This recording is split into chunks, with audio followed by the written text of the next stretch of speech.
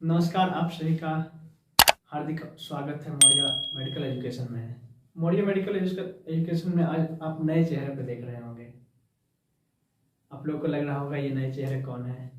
तो आज जो इस चैनल पे हम इसलिए आए हैं, आज डिस्कस करेंगे नर्सिंग के बारे में। What is nursing? नर्सिंग मतलब नर्सिंग क्या है। जैसे आज का टॉपिक है discuss about nursing profession. Nursing profession क्या है, क्यों लोग इसको चूज करते हैं, इसका क्या फ्यूचर स्कोप है, प्रेजेंट स्कोप है, मैंने क्यों चूज किया, और भी इतने सारे लोग क्यों इस फील्ड को सिलेक्ट कर रहे हैं। तो इसके बाद इससे पहले आप लोग को मैं अपना इंट्रो दे दूं। Myself Amit Kumar, I am BSc nursing, fourth year student of Vivekananda paramedical and nursing college Gaya. मैं बेगूसराय से बिलोंग करता हूं। आज अब इसके बारे में डिस्कस करने के लिए मैं अपने दोस्त जिसका आप लोग के वीडियो अब जिसके वीडियो को का इंतजार आप लोगों को बेसब्री से रहा था, मैं अपने दोस्त प्रिंस को इनवाइट करना चाहता हूँ, वो आए। प्रिंस जी, आपका वेलकम है इस चैनल में। हेलो अमित जी, कैसे हैं आप? बहुत अच्छा, आप अपना बताइए। हम भी मस्त हैं। आप अपने दर्शक को बताइए कि हम लोग आज क्यों आए हैं, आपसे जानना चाहते हैं लोग। आज हम अपने चैनल पे अमित जी को बुलाए हैं, जो कि मेरे अच्छे दोस्त हैं। हम लोग स्टार्टिंग से ही साथ में रहे हैं। तो आज हम बुलाए हैं कि आपको कुछ शेयर करेंगे अपने कॉलेज से रिलेटेड, जो भी कैसे क्या पढ़ाई किए, कैसे इस फील्ड में आए, कैसे इनको लगा कि नहीं हमें नर्सिंग करना चाहिए, BSc नर्सिंग करके हम कुछ अच्छा कर सकते हैं। तो इसी से रिलेटेड कुछ हम लोग डिस्कस करेंगे आज आप लोग के बीच। हम लोग बताएंगे किस तरीके से हमने कॉलेज लाइफ एंजॉय किए, किस तरीके से कॉलेज में पढ़ाई की है, और क्या अभी हम लोग कर रहे हैं, और क्या हम लोग का मोटिव है आने वाले दिनों में। इससे आप लोग को बेनिफिट ये मिलेगा कि आप लोग कुछ सोच सकते हैं कि क्या हम लोग नर्सिंग के थ्रू कुछ अच्छा कर सकते हैं या नहीं।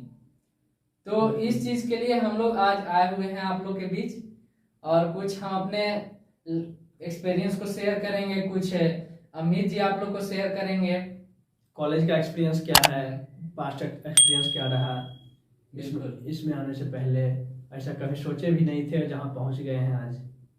बिल्कुल बिल्कुल। हम लोग सोच नहीं सकते थे कि हम लोग इस मुकाम तक पहुंच जाएंगे, हम लोग को इतना ज़्यादा बेनिफिट मिलेगा BSc नर्सिंग कोर्स करने के बाद। ये सब हम लोग को, जब हम लोग इसमें समझिए कि एडमिशन ले रहे थे तो उस टाइम हम लोग को पता नहीं था। लेकिन इसका जो अभी क्रेज इसको बोलते हैं, इसका क्रेज काफ़ी बढ़ गया है, और ये काफ़ी जो है एक इम्पॉर्टेंट रोल प्ले कर सकता है किसी के भी लाइफ में। तो चलिए अमित जी, कुछ बताइए आप कैसे आप इस फील्ड में आए, इस बात का चर्चा कीजिए, क्योंकि आज का हमारा टॉपिक ही है डिस्कस अबाउट नर्सिंग प्रोफेशन। हम लोग दोनों जो है नर्सिंग फील्ड से बिलोंग करते हैं, और मेरे बारे में आप लोग जानते ही होंगे, प्रिंस कुमार मेरा नेम है। I belong from the Gaya, and also Amit ji belong from Begusarai. तो अमित जी बताइए आप इस फील्ड में कैसे आए? देखिए, मेरा इस फील्ड में अगर स्टार्टिंग से बोले तो ऐसा कोई इंटेंशन नहीं था कि हम फ्यूचर में कभी नर्सिंग भी करेंगे। ऐसा कभी सोचे भी नहीं थे कि नर्सिंग करना है, क्योंकि एक नॉर्मल मिडिल क्लास फैमिली के बारे में आप लोग अच्छे से जानते होंगे, उनका क्या एक हैसियत होता है अपने बिल्कुल बिल्कुल अपने अपने क्या कि कोई भी कहीं जाए तो अपने फैमिली बैकग्राउंड को देखते हुए ही आगे बढ़ सकता है। ऐसा कुछ मेरा फैमिली बैकग्राउंड था नहीं कि हम कोटा चले जाएं, दिल्ली चले जाएं, ऐसा कुछ नहीं था। तो मैं जब 12th पास किया था, पास आउट हो गया था, तो ऐसा लगा कि अब गांव में रेलवे की नौकरी की बहुत होड़ लगी थी। SSC थोड़ा टफ था, इंग्लिश क्योंकि मेरा बहुत वीक था। रेलवे की नौकरी की होड़ लगी थी, आज उसकी नौकरी हो रही है, कल उसकी हो रही है, ऐसा सुनने को मिलता था। तो मैंने भी सोचा, रेलवे बहुत मेरा मन था कि रेलवे की नौकरी हम भी करेंगे। क्या कि गांव में किसी के मतलब यहाँ तक बारात भी जाओ तो अच्छा ड्राइवर साहब, अच्छा रेलवे ड्राइवर है ना, ऐसा सुनने को मिलता। तो मन में एक बात बहुत ज्यादा सुनने के लिए मन में एक बात आती थी कि नहीं, नौकरी करना है तो रेलवे की। तो मैंने 12th पास आउट के बाद मैंने कोचिंग ज्वाइन किया जनरल कमीशन का। वहाँ 1.5 साल अच्छे से मैंने क्लास भी किया, और मेरा प्रिपरेशन भी बहुत अच्छे से चल रहा था। मैंने 1-2 एग्जाम भी दिया था, एक रेलवे का और 2 एसएससी का। एसएससी के एग्जाम में कुछ खास स्कोरिंग नहीं रहा, लेकिन रेलवे के एग्जाम में ग्रुप डी का एग्जाम दिया था मैंने, उसमें अच्छा खासा स्कोरिंग था। कुछ नंबर के कारण हम चूक गए। और तो फिर मुझे लगा था कि इस बार चूक गए, लेकिन अगली बार नहीं चूकेंगे। जब नेक्स्ट टाइम वैकेंसी आएगी तो हो सकता है हम उसमें सक्सेस हो जाएंगे। लेकिन होने को कौन टाल सकता है। कोविड का ऐसा लहर चला, उस लहर में कोई नहीं टिक पाया। उस टाइम तो वैकेंसी भी आना बंद हो गया वैकेंसी था। का ऐसा हाल सुनने को मिल रहा था कि वो पोस्ट बंद हो गया, वहाँ वो पोस्ट बंद हो रहा है, ये वैकेंसी खत्म हो रही है, ये जॉब ही खत्म हो रहा है, उसका जॉब खत्म। तो ऐसा फिर इसमें एक लगा कि मेडिकल फील्ड ही कुछ है। उनके पापा एक बार मेरे 12th में बोले थे कि बीएससी नर्सिंग कर लो। तो उस टाइम मुझे पता नहीं था बीएससी नर्सिंग होता क्या है। तो उनके बातों को उतना सीरियसली लिया ना, गौर मतलब अगर उस टाइम उनकी बातों को मैं सीरियसली ले लेता, अच्छा बीएससी नर्सिंग एक बार होता है कि उसके बाद अगर जान भी लेते, एक बार मन करता तो उस टाइम फिर मैं एडमिशन लेता तो आज मैं कंप्लीट कर गया होता और कहीं ना कहीं आज मैं जॉब में होता। खैर देर सही, शुरुआत तो अब देर है लेकिन अंधेर नहीं अंधेर है। नहीं है, देर सही लेकिन शुरुआत की है। तो मैं 2019 में मतलब एडमिशन लिया यहाँ पे अपने कॉलेज में। इससे पहले मैंने एक एंट्रेंस भी दिया था AKU में, एक एंट्रेंस आता है एडमिशन के लिए, आर्यभट्ट नॉलेज यूनिवर्सिटी पटना में। तो एंट्रेंस में पास आउट तो हो ही गए थे, जनरली सारे बच्चे पास आउट हो ही जाते हैं। तो मुझे लगा था किसी कॉलेज से कॉल आएगा, तो ऐसा कुछ हुआ नहीं था। पता चला हर जगह सीट फुल हो रही है। तो फिर मुझे ही हर कॉलेज में कॉल करके पता करना पड़ा कहाँ सीट है। तो फिर जहाँ सीट फाइनली आपको फाइनली गया में मिला। तो फिर वहाँ की एडमिशन लिए। और बेगूसराय से गया की डिस्टेंस कितनी है? लगभग 250 किलोमीटर है। सोचिए आप लोग एडमिशन लेने के लिए उस टाइम जो है कोविड था, 250 किलोमीटर ट्रेवलिंग करके एडमिशन लेने के लिए। ना ट्रेन अच्छे से चलती थी ना बस चलती थी। सोच सकते हैं आप लोग, एक जुनून था कि हमें बीएससी नर्सिंग करना है, कैसे भी एडमिशन हमको लेना है। तो आप लोग को भी ये जुनून लाना होगा, जैसा कि अमित जी लाए जुनून। और अकेले ही आए हुए थे ना? हाँ, अकेले आए थे। अकेले ही कितना पैसा लेकर के आप आए थे? घर से जो एडमिशन फी था वो और एक डॉक्यूमेंट्स ले लिए। कितना पैसा आप लेकर के अकेले चले थे?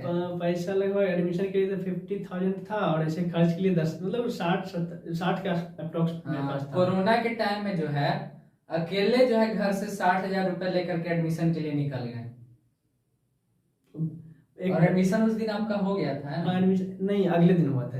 अगले दिन हुआ था? एक दिन रुकना पड़ा था क्या वहाँ। सोचिए, एक दिन रुकना भी पड़ा था। घर से आते थे, लेट हो गई थी तो एक दिन रुकना पड़ गया था। अच्छा, तो सेकंड डे आपका एडमिशन हो गया? सेकंड डे एडमिशन हुआ।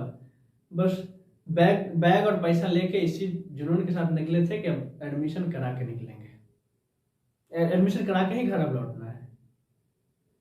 सोचिए, ये जुनून होना चाहिए, क्योंकि देखिए अगर आपको कोर्स करना है तो कोर्स करने के पीछे आपको कुछ न कुछ रीजन होना चाहिए, और साथ में ये भी रीजन होना चाहिए कि कोर्स करने के बाद हमको इसमें क्या आगे करना है, कैसे हम अपने देश की सेवा कर सकते हैं, आप अपने कैसे माँ बाप का मान बढ़ा सकते हैं। क्योंकि देखिए, आपको अगर जिंदगी जीना है तो आप अगर अभी के माहौल में जी रहे हैं तो आगे आप लाइफ में क्या करने वाले हैं, नहीं करने वाले हैं, वो पहले से सोच कर रखना बहुत जरूरी है। तब तक आप सफल नहीं हो सकते हैं। अब प्रिंस जी अपने बारे में कुछ बताइए, कैसे इस फील्ड को आप सेलेक्ट किए हैं। मेरा कहानी तो क्या कहें, हम तो बहुत ज्यादा मतलब एक तरीके से कह सकते हैं कि हमने पहले नीट की तैयारी स्टार्ट की थी। हमने जब 10th कंप्लीट किया तो उसके बाद मेरे दिमाग में आया कि नहीं, हमको डॉक्टर बनना है। तो डॉक्टर बनना है तो हमने 10th के बाद पटना में चले गए थे। पटना में जो है 2 साल रहे, वहीं से हमने इंटर किया, प्लस में हमने नीट का भी तैयारी स्टार्ट की थी। तो उस टाइम जो है उतना ज्यादा मतलब दिमाग में था नहीं कि हमें MBBS क्रैक करना है, बस इतना था कि नीट का एग्जाम देना है। लेकिन ये उसके बारे में हमें नहीं पता था कि नीट का जो कट ऑफ है वो काफी मतलब 500 से 600 तक जाती है। अगर गवर्नमेंट अगर चाहिए आप लोग को कॉलेज तो 600 मार्क्स प्लस 600 लाना ही पड़ेगा। कितना में तो 720 में। ये हमें पता नहीं था, बस हम नीट का तैयारी करने वहां गए हुए थे। तो हमने तो तैयारी स्टार्ट कर दी, प्लस में 12th का भी तैयारी कर रहा था। तो जब हमने नीट का एग्जाम दिया तो मेरा 314 नंबर उस टाइम आया था। तो हमने सोचा कि चलो एक बार और एग्जाम दे करके देखते हैं, क्योंकि मन में तो एक ही चीज था कि हमको डॉक्टर बनना है। तो उसके बाद हमने एग्जाम दिया, तो फिर उसके बाद 400 प्लस मार्क्स आए। तो उसके बाद जो है फिर लॉकडाउन का सिचुएशन आ गया। तो लॉकडाउन में क्या करें, उस टाइम तो घर पे आ गए सब लोग। तो घर पे आ गए तो उसके बाद जो है हमें किसी ने बताया कि पापा हमको सबसे पहले बोले कि बेटा तुम बीएससी नर्सिंग कर लो, अभी एडमिशन ले लो बीएससी नर्सिंग में, सबसे अच्छा कोर्स रहेगा। और जो है से एमबीबीएस का जो है वो एग्जाम तुम देते रहना, नीट का भी, क्योंकि देखिए ज्यादा लेट करने से कोई फायदा है नहीं। प्लस में फैमिली का प्रेशर अलग होता है। कोई भी मान लीजिए स्टूडेंट है, 4 साल 5 साल से बाहर आप रह रहे हैं, तो फैमिली प्रेशर तो आएगा ही कि मेरा बच्चा जो है तैयारी कर रहा है लेकिन कुछ हो नहीं रहा है। तो उसी बीच हमने बीएससी नर्सिंग कोर्स में एडमिशन ले लिया था लॉकडाउन के टाइम में। तो एडमिशन तो ले लिए, लेकिन मेरे दिमाग में यही था कि नहीं, हमको नीट का ही तैयारी करना है और कैसे भी हमको एमबीबीएस निकालना है। लेकिन जब हमने बीएससी नर्सिंग में एडमिशन लिया तो उसके बाद हमने जब इसका सब्जेक्ट देखा तो देखा कि लगभग एमबीबीएस और बीएससी नर्सिंग का जो सब्जेक्ट है वो लगभग सेम है ना। बहुत मैच करता है ओबीजी पूरा। हम लोग को एमबीबीएस का जो ओबीजी रहता है वही पढ़ना होता है फोर्थ में। तो दोनों सब्जेक्ट जो है मैच करता है, मतलब आपको कह सके तो एमबीबीएस में आपको जितनी पढ़ाई करनी है उससे मात्र 10 से 20% कम पढ़ाई बीएससी नर्सिंग में करनी है ना अमित जी। बिल्कुल। फार्माकोलॉजी आप पढ़ेंगे सेकेंड ईयर में, फार्माकोलॉजी में इतने ड्रग्स के बारे में बताया गया है, वो सारे ड्रग्स आपको आप हमेशा देखें वही सारे ड्रग्स आपको मिलेंगे, मतलब कोई भी डॉक्टर प्रिस्क्राइब करेंगे आपको सारा सब कुछ वही, उन्हीं बस वही है कि 10 या 20% कहिए कम रहता है, बस इससे ज़्यादा और कुछ नहीं। तो हमने जब पढ़ना स्टार्ट किया तो हमारे दिमाग में एक ही चीज आया कि जब हम एमबीबीएस में जो पढ़ाई करते हैं वही पढ़ाई बीएससी नर्सिंग में लगभग वही पढ़ाई करनी है, तो इसी पढ़ाई को क्यों ना जोड़ दिया जाए ताकि हम इसी फील्ड में और ज्यादा बेटर कर सकें। क्योंकि देखिए अगर हम वही बीएससी नर्सिंग को अगर छोड़ करके उस टाइम जो है नीट की तैयारी करते तो हमारा दोनों तरफ जो बीएससी नर्सिंग ठीक से भी नहीं पढ़ पाते न इधर कर पाते। तो इसीलिए फिर हमको एक चीज चूज करना पड़ा, फिर हमने बीएससी नर्सिंग पर जोर देना स्टार्ट किया। उस टाइम हम लोग का लगता है ऑनलाइन क्लास स्टार्ट हुआ था ना। ऑनलाइन हो गया था क्लास, कोविड का टाइम था तो ऑफलाइन तो पॉसिबल था नहीं कोई। हमारा बैच जो है 2019-23 का था। तो उस टाइम जो है कोरोना के टाइम में लगभग सितंबर के टाइम में 2019 में हम लोग का ऑनलाइन क्लास स्टार्ट हुआ था। हाँ, है ना, हो गया था। तो सितंबर में हमने क्लास स्टार्ट किया था पढ़ना। तो हम लोग का उस टाइम सिलेबस पता चला कि नहीं इतना ज़्यादा हम लोग को पढ़ना है। आप लोग भी जब एडमिशन अगर लेते हैं, लेते क्या है आप लोग को एडमिशन क्योंकि लेना चाहिए, कोर्स जो है एक काफी आगे फ्यूचर में बेनिफिट आप लोग को प्रोवाइड करेगा, स्कोप है और धीरे धीरे जो है इसका स्कोप और डिमांड दोनों बढ़ेगा, बढ़ ही रहा है अभी भी बहुत ज्यादा स्कोप। क्योंकि आप लोग देख रहे होंगे कि मेडिकल फील्ड में दिन प्रतिदिन जो है स्टूडेंट जो है बढ़ते जा रहे हैं। तो जो सीट है वो तो लिमिटेड है, स्टूडेंट बढ़ते जा रहे हैं, तो ऑब्वियस सी बात है कि कंपटीशन भी बढ़ेगा। कंपटीशन बढ़ेगा तो आप लोग को मेहनत भी ज्यादा करना पड़ेगा। तो इसके लिए आप लोग को मेहनत करना पड़ेगा ताकि एमबीबीएस ना मिले लेकिन बीएससी नर्सिंग हम कर सकें। क्योंकि आप लोग को भी पता है कि एमबीबीएस के बाद जो डिग्री आती है वो बीएससी नर्सिंग की डिग्री आती है, उसके बाद जो है जीएनएम और एएनएम की आती है ना, तो उसके बाद वो नीचे आती है। लेकिन ये सब जो स्कोप है, जो भी चीज है, ये सब जो है मेडिकल फील्ड के अंदर ही आती है। आपको एक एमबीबीएस के बाद आप ही की प्रायोरिटी होगी। बिल्कुल। अब तो लगता है ऐसा भी मतलब आया है न्यूज में कि अगर मान लीजिए डॉक्टर अगर वहां पे प्रेजेंट नहीं है तो उसके एब्सेंस में बीएससी नर्सिंग जो है मेडिसिन प्रोवाइड कर सकते हैं। जैसे अभी कम्युनिटी हेल्थ ऑफिसर का जो मतलब वैकेंसी आती है उसमें जो जॉब होते हैं उसमें ये मतलब ओपीडी देखना होता है सीएचओ को, डॉक्टर वहाँ नहीं होते हैं, गांव में सब सेंटर होता है वहाँ पे। कम्युनिटी हेल्थ ऑफिसर जो है आप लोग बीएससी नर्सिंग करके ही बन सकते हैं, है ना। बिल्कुल। तो बहुत सारा इसमें स्कोप है। देखिए कि अभी आपका नर्सिंग ट्यूटर का स्कोप है, प्लस में कम्युनिटी हेल्थ ऑफिसर का स्कोप है, स्टाफ नर्स है, प्लस में जितने भी गवर्नमेंट से प्राइवेट हॉस्पिटल हैं आप उसमें जॉब कर सकते हैं। जितने भी गवर्नमेंट हॉस्पिटल हैं आप लोगों को पता होगा कि बीएससी नर्सिंग का सैलरी लगभग कितना है, लगभग 80-90 हजार है। हाँ, बीएससी नर्सिंग का परमानेंट जॉब जिनका होता है सैलरी 80 से कम नहीं है, 80-90 होता है। तो आप लोग सोच सकते हैं क्या इसका डिमांड होगा आगे आने वाले फ्यूचर में, क्योंकि मेडिकल फैसिलिटी को बढ़ाना है, मेडिकल क्वालिटी को बढ़ाना है, हेल्थ को इम्प्रूव करना है, तो फिर एक पढ़े लिखे नर्स की जरूरत होती है। एक जो मतलब ऐसा नर्स चाहिए जो जिसको मतलब क्या ऐसा कहिए कि उसको हर चीज़ के बारे में नॉलेज हो। बिल्कुल बिल्कुल। अगर एक डॉक्टर एब्सेंट रहते हैं तो उनके जगह पर नर्स पेशेंट को इमरजेंसी केयर अच्छे से दे सके। बिल्कुल, इसलिए इस कोर्स का इतना डिमांड बढ़ा है। अब स्कोप की तो बात जैसे कि आपको बता ही दिए हैं, पर देखिए इस फील्ड में आप लोग आइए जरूर। अपने ठीक है, आप अगर आप नहीं है तो अपने फैमिली में किसी ना किसी को एक बार मेडिकल फील्ड में भेजिए जरूर।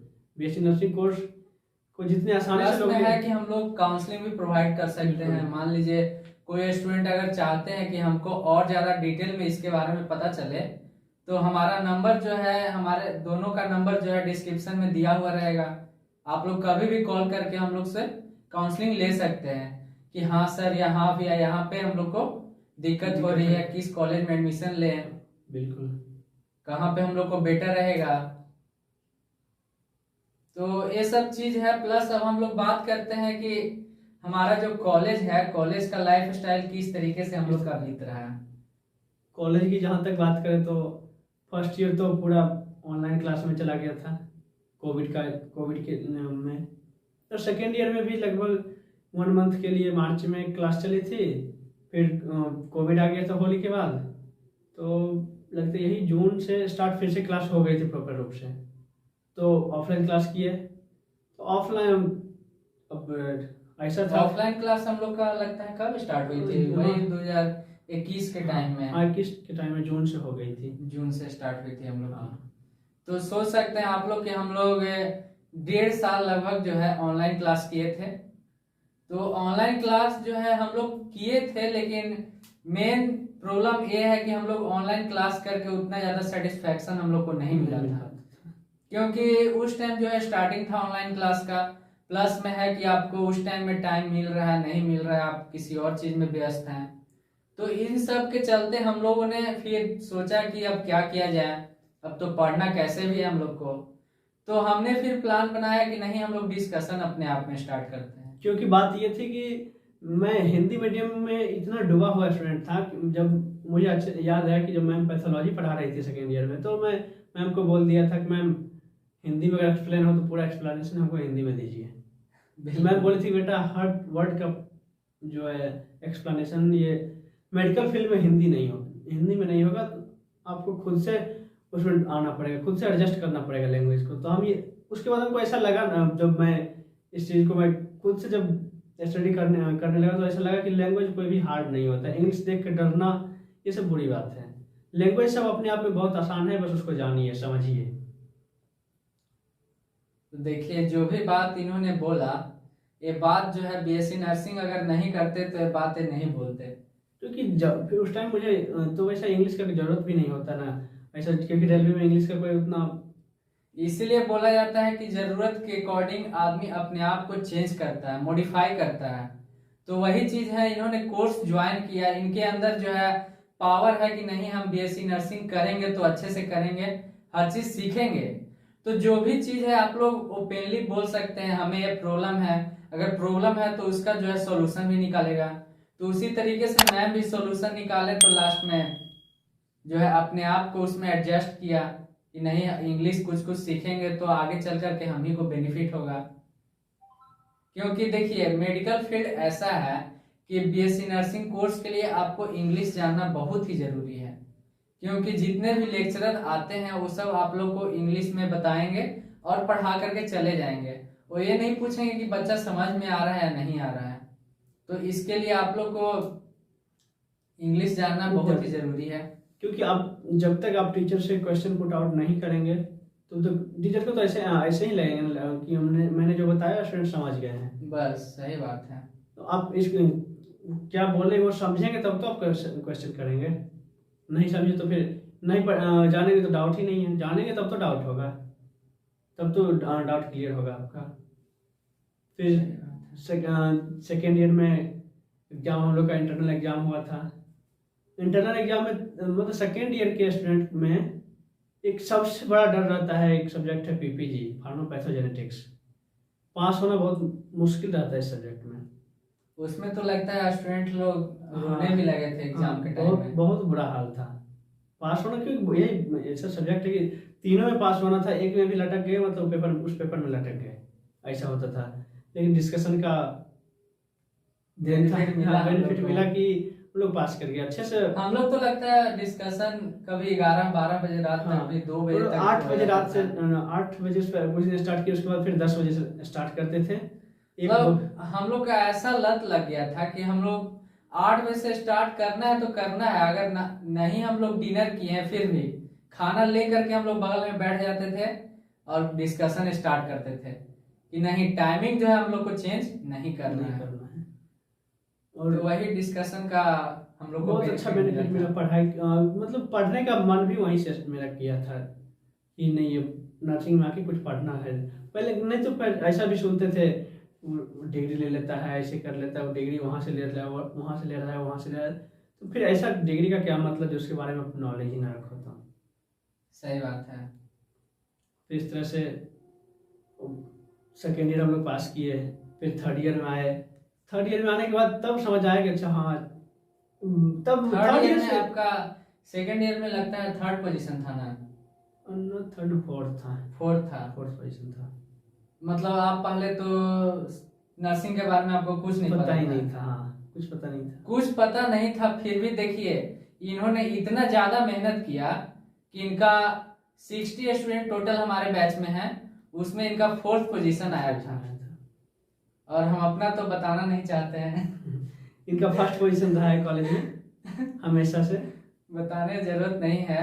आज तक कोई टेस्ट हो या फिर इंटरनल एग्जाम हो, तो कॉलेज के रिलेटेड कोई भी एग्जाम हो, उनमें इनका फर्स्ट पोजीशन रहा है। तो समझ सकते हैं आप कि इनको मतलब नर्सिंग से रिलेटेड थोड़ा सा भी इंटरेस्ट नहीं था, लेकिन जब से इन्होंने नर्सिंग कोर्स ज्वाइन किया उसके बाद इन्होंने पढ़ना ऐसा स्टार्ट किया जम करके कि इनका फोर्थ आया था ना? फोर्थ इनका सेकेंड ईयर में इनका जो रैंक था वो 4th था और लगभग 75% इनका मार्क्स था। हाँ, ऐसा ही था। 75% मार्क्स इनका आया था। तो इसके बाद जो है धीरे धीरे हम लोग का इम्प्रूवमेंट और ज़्यादा स्टार्ट हुआ थर्ड ईयर में। थर्ड ईयर में हम लोग और ज़्यादा मतलब पढ़ाई के लिए थोड़ा सा ज़्यादा हम लोग एकाग्र हो गए थे कि नहीं देखिए। थर्ड ईयर में आके किसी भी बात को अच्छे से मतलब सर क्या बोल रहे हैं और क्या क्वेश्चन करना है अच्छे से समझ गए थे। सिलेबस अच्छे से कैच होने लगा था, अच्छे से मतलब पकड़ में आने लगी थी कि हाँ ये सर बोल रहे हैं, ये क्वेश्चन यहाँ बन सकता है। लैंग्वेज प्रॉब्लम भी थर्ड ईयर में आके मेरा सॉल्व हुआ था, क्योंकि मैं बता रहा हूँ इंग्लिश में मेरा बैकग्राउंड कुछ था नहीं उतना खास जो मैं इसको आसानी से पकड़ पाता।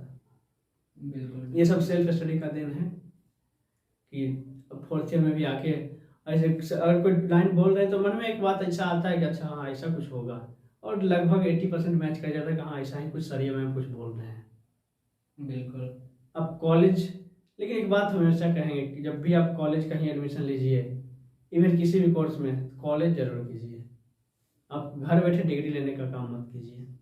देखिए कॉलेज करने से तो बहुत सारा बेनिफिट मिला है, क्योंकि देखिए हम लोग पहले जो है कभी डांस नहीं किए थे, पहली बात है। डांस प्लस है आपका हम लोग कभी स्किट नहीं किए, कभी जो है पेंटिंग, ये सब चीज जो भी मतलब पढ़ाई के अलावा जो चीजें थी, हमने एक्स्ट्रा करिकुलम जो भी एक्टिविटीज हम लोग बोलते हैं वो किसी चीज में हमने पार्टिसिपेट पहले नहीं किया था। लेकिन जब कॉलेज जो है हम लोग का स्टार्ट हुआ तो उसके बाद हमने पार्टिसिपेट करना स्टार्ट भी किया, प्लस में हम लोग का पोजीशन भी अच्छा पोजीशन में। फर्स्ट पोजीशन, फर्स्ट टाइम किए थे उस डांसिंग में, डांस फर्स्ट में। पोजीशन रहा हम लोग का। तो हम लोग कोई भी काम करते हैं तो पूरा लगन के साथ करते हैं, ताकि हम लोग जो डांस हम लोग किए थे वो फर्स्ट पोजीशन वाला, वो कितने दिन से हम लोग प्रैक्टिस कर रहे थे? यही पोजीशन लगता है 10 से 15 दिन हो गए, इससे ज्यादा नहीं किया। 10 से 15 दिन हम लोग पहले से उसका जो है प्रिपरेशन कर रहे थे, और डेली लगभग 3 घंटा 4 घंटा हो ही जाता था।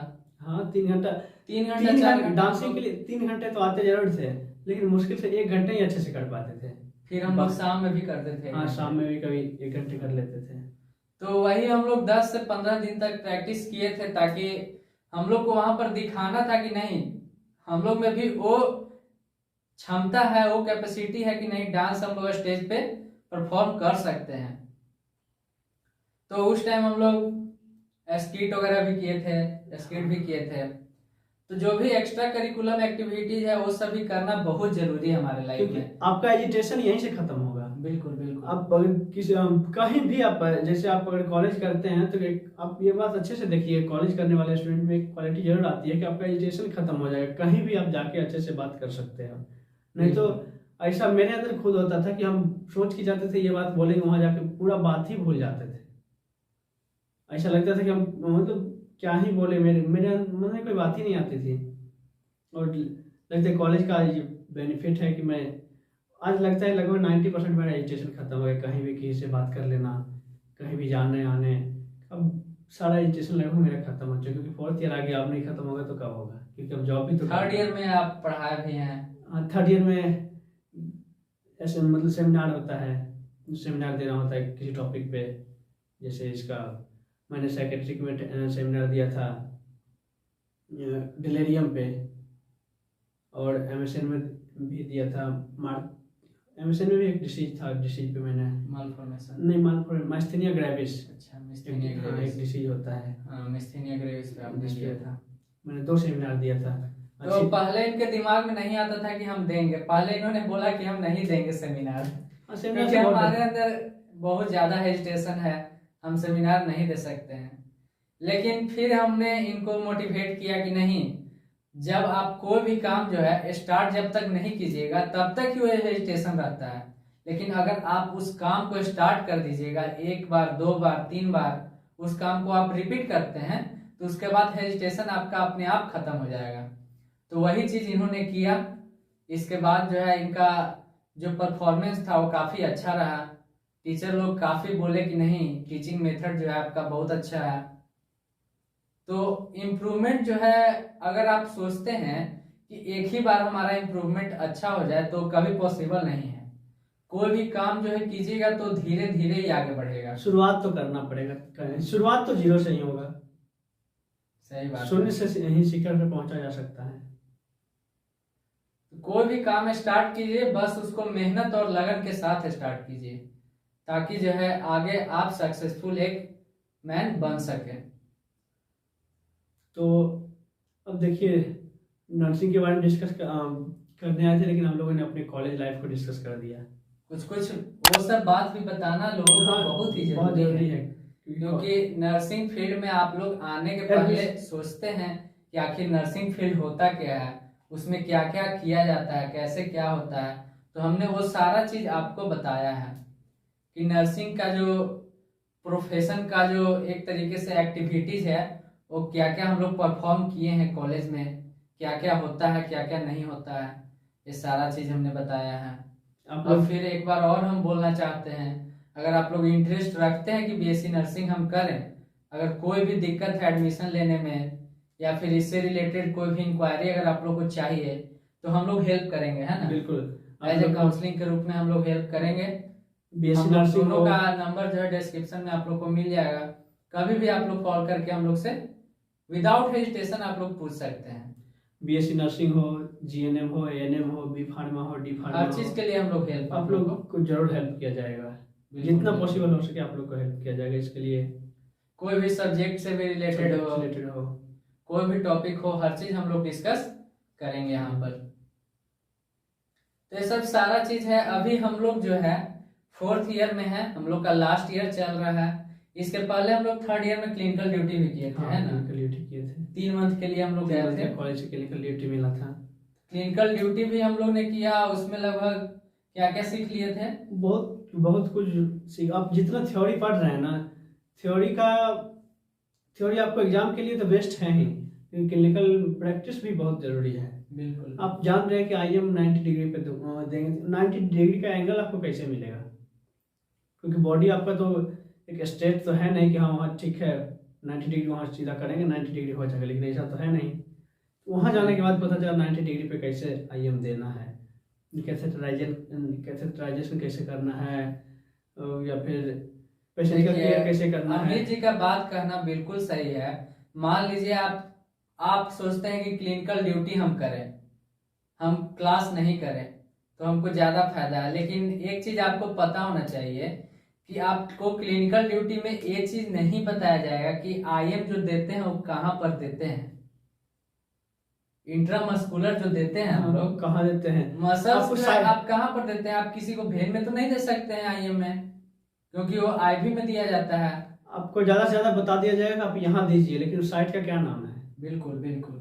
आपको कहीं भी अगर मान लीजिए आपको हॉस्पिटल में जॉब कर रहे हैं और आ गई वहाँ पे जांच की टीम, तो आप क्या आपसे ये पूछ दे कि IM आप कहाँ दे रहे हैं, किस मसल्स में दे रहे हैं, तो आप क्या बोलिएगा? आप कहिएगा यहाँ दे रहे हैं, पेशेंट के साइड तो आप बता नहीं सकते हैं। इसके लिए थ्योरी भी बहुत ज़रूरी है, जितना जरूरी थ्योरी है उतना ही जरूरी प्रैक्टिकल भी है, और दोनों आपको मिलेगा, दोनों आपको साथ साथ मिलता है।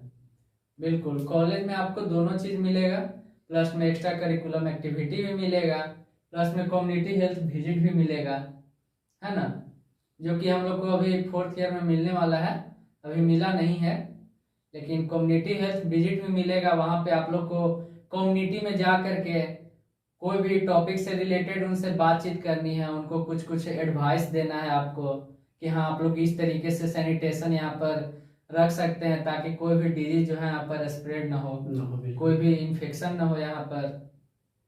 तो ये सब सारा चीज जो है कॉलेज से रिलेटेड है कि नर्सिंग के अंदर ये सब चीज आप लोग को मतलब देखने सुनने और कहने को मिलेगा।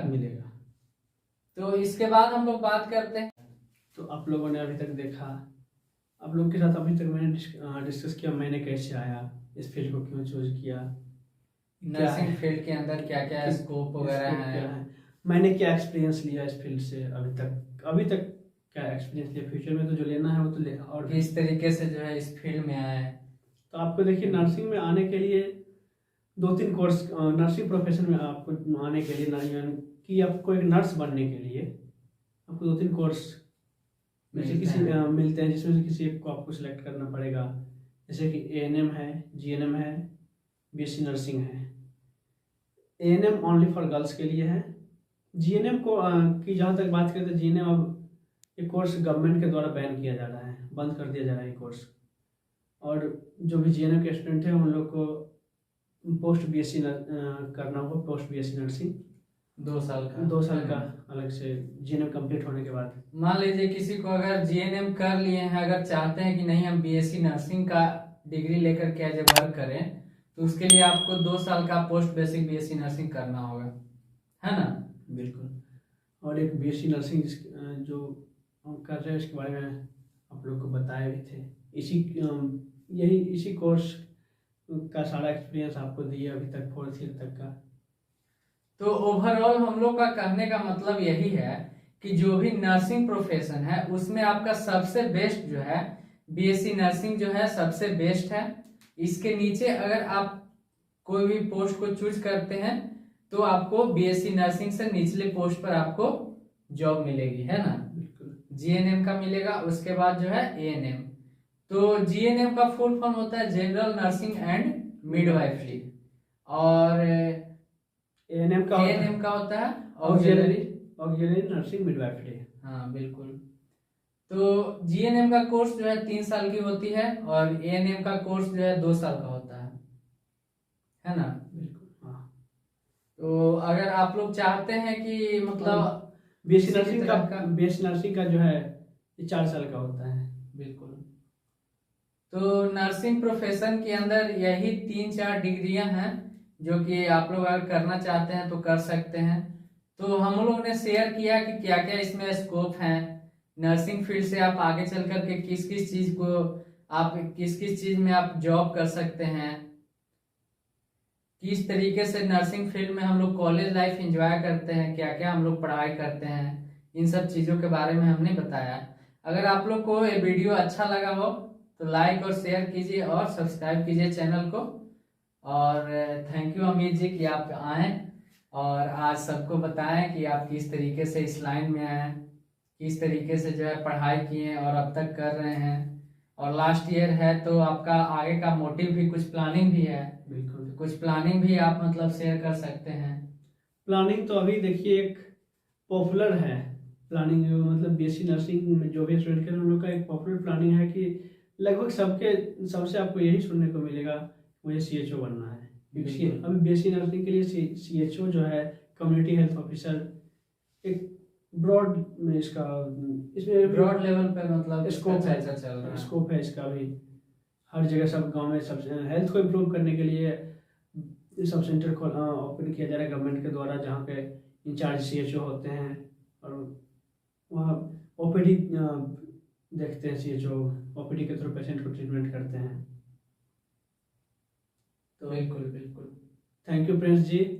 हम कैमरे पे आना नहीं चाहते थे लेकिन उन्होंने बहुत फोर्स करके मुझे कैमरे पे लाया, लेकिन मुझे आके बहुत अच्छा लगा कि कम से कम आप लोग से के सामने रूबरू हुए हैं, हम लोग के सामने आए हैं। बिल्कुल। और जो हम लोग वीडियो बना रहे हैं इसका टाइमिंग भी बता दीजिए, किस टाइम में हम लोग बना रहे हैं? हम लोग रात के 12 बज रहे हैं इस टाइम हम लोग वीडियो बना रहे हैं।